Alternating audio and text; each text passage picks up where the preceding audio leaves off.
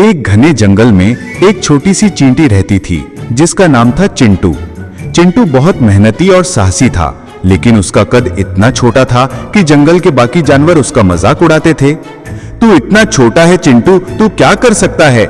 शेर, भालू और लोमड़ी जैसे बड़े जानवर हंसते हुए कहते। लेकिन चिंटू के दिल में एक बड़ा सपना था। वो जंगल के सबसे ऊंचे पहाड़ पर चढ़ना चाहता था, जहां से सूरज की पहली किरण जंगल को छूती थी।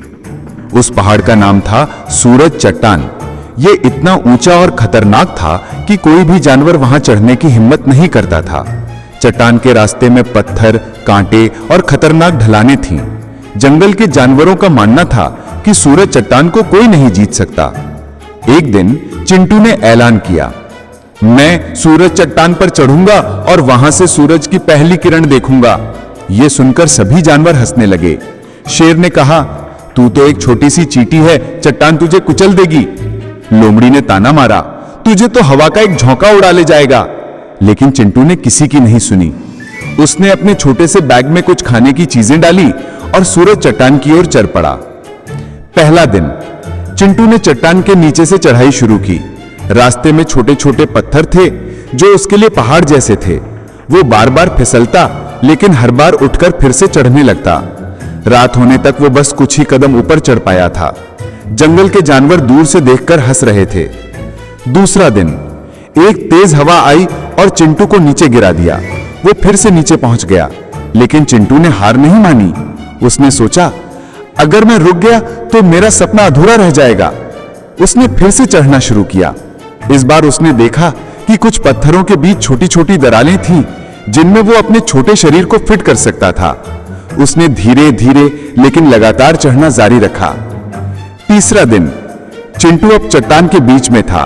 वहां कांटों का एक जंगल था। एक कांटा उसके पैर में चुभ गया और दर्द से वो रोने लगा। लेकिन उसने अपने सपने को याद किया। उसने अपने छोटे छोटे कदमों से कांटों को पार करने का रास्ता ढूंढ लिया।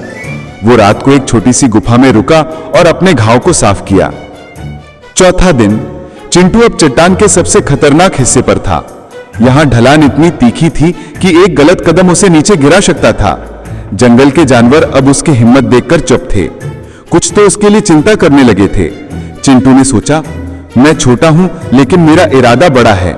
उसने हर कदम सावधानी से रखा और धीरे धीरे आगे बढ़ता रहा।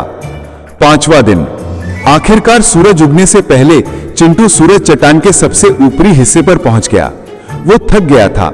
उसका शरीर दर्द कर रहा था, लेकिन उसकी आंखों में चमक थी। जैसे ही सूरज की पहली किरण चट्टान पर पड़ी, चिंटू ने उसे देखा। वो दृश्य इतना खूबसूरत था कि उसकी सारी थकान मिट गई। उसने जोर से चिल्लाया, मैंने कर दिखाया। जंगल के सभी जानवर नीचे से ये नजारा देख रहे थे।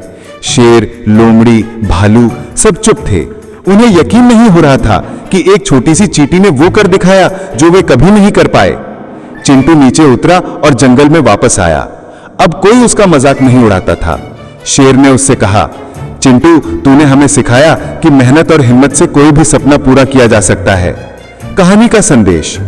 चिंटू की इस कहानी से हमें यह सीख मिलती है कि चाहे हम कितने ही छोटे या कमजोर क्यों न हो, अगर हमारे इरादे मजबूत हैं और हम मेहनत करने को तैयार हैं, तो कोई भी लक्ष्य असंभव नहीं है। रास्ते में मुश्किलें आएंगी, लोग हंसेंगे, लेकिन अगर हम अपने सपनों पर भरोसा रखें और लगातार कोशिश करें तो हम जरूर कामयाब होंगे।